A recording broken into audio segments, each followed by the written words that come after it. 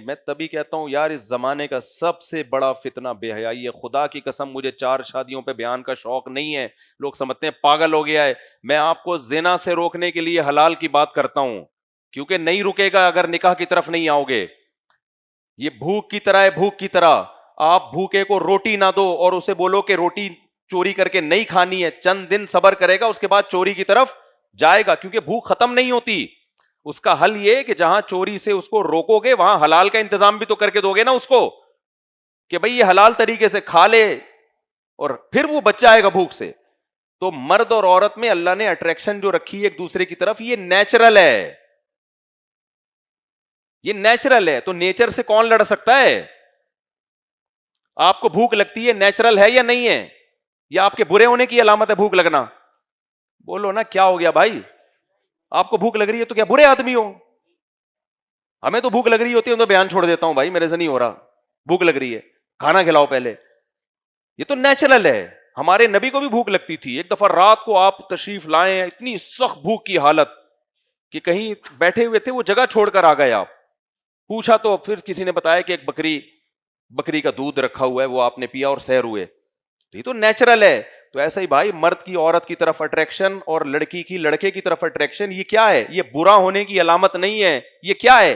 Natural ہے. تو اسلام چونکہ دین فطرت ہے, اسلام یہ نہیں کہتا اس خواہش کو کچل کے ختم کر دو. اسلام کہتا ہے یہ میں نے رکھی اس لیے کہ ملیں دونوں آپس میں, لیکن ایک گدھے گھوڑوں والا طریقہ ہے کہ گدھا گدھی کے ساتھ فزیکل ریلیشن کرتا ہے, میرج کا کوئی نکاح کا کوئی انتظام نہیں کرتا. کتا اپنی فیمیل کے ساتھ ریلیشن تو قائم کرتا ہے, کوئی میرج کا ریلیشن ان کے درمیان نہیں ہوتا. یہ گدھے گھوڑوں کا طریقہ ہے, اور ایک انسانوں کا, پیغمبروں کا طریقہ, محمد صلی اللہ علیہ وسلم کا, آدم علیہ السلام کا, موسیٰ علیہ السلام کا, شعیب علیہ السلام کا, نوح علیہ السلام کا, لوط علیہ السلام کا. وہ طریقہ کیا ہے بھائی؟ نکاح کرو تم, تو چھوڑ دو سوسائٹی کی ایسی کی تیسی.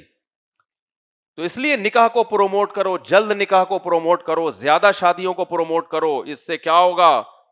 اللہ کو زنا سے بہت نفرت ہے میرے بھائی. اسلام میں کفر کی سزا رجم نہیں ہے. کوئی کافر ہو جائے نا تو یہ نہیں ہے کہ زمین میں گاڑ کے پتھروں سے مار دو, بلکہ اس کو تو مہلت دی جاتی ہے کہ بھئی تیرے کیا شکوک و شبہات ہیں, بتا کیوں اشکال کیا ہے تجھے.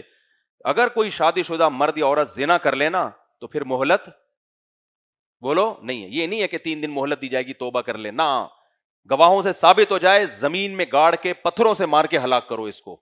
اتنا بڑا جرم ہے یہ. اور کنوارا کرے تو چوک پہ کھڑا کر کے 100 کوڑے مارو. یہ سورہ نور کی آیتیں ہیں. اللہ کو زنا سے تھوڑی نفرت نہیں ہے, بولو بہت زیادہ نفرت ہے. یوسف علیہ السلام مصر کے جیل میں تھے, مصر کے محل میں تھے, ملازم تھے, بادشاہ کی بیوی ڈورے ڈال رہی ہے, دروازے بند کر کے زنا کی دعوت دے رہی ہے.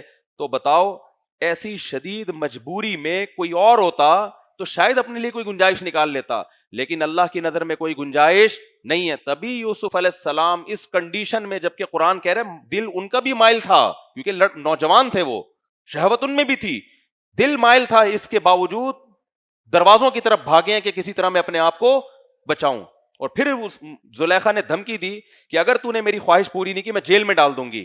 کوئی دیکھنے والا نہیں ہے, کوئی بدنامی کا خطرہ نہیں ہے, اور رشتے کا حصول بھی ممکن ہے کہ اجنبی ملک میں. تو کیا کہہ رہے ہیں؟ رب السجن احب الی مما یدعوننی الی, اے اللہ مجھے جیل زیادہ محبوب ہے اس گناہ سے جس کی طرف یہ مجھے دعوت دے رہی ہے. اس سے پتہ چلتا بھائی زنا کسی بھی قیمت پہ آپ کے لیے حلال نہیں ہے. اور زنا میں اور متع میں اہل سنت والجماعت کے نزدیک کوئی فرق نہیں ہے, کیونکہ اب اس طرح کی بھی کوئی نیوز آ رہی ہیں ایکچولی زنا سے بچنے کے لیے اگر ہم متع کر لیں تو کیا جا رہا ہے. بھائی متع اور زنا کیا ہے؟ زنا پہ 2 بندوں کو گواہ بنا دو تو متع بن جاتا ہے, کوئی فرق نہیں ہے. سمجھتے ہو یا نہیں سمجھتے ہو؟ تو آپ کے پاس برائی سے بچنے کے لیے صرف ایک آپشن ہے, وہ کیا ہے؟ نکاح. اور اس میں جو پسند آ رہی ہے پیغام بھیجو, شادی کرو.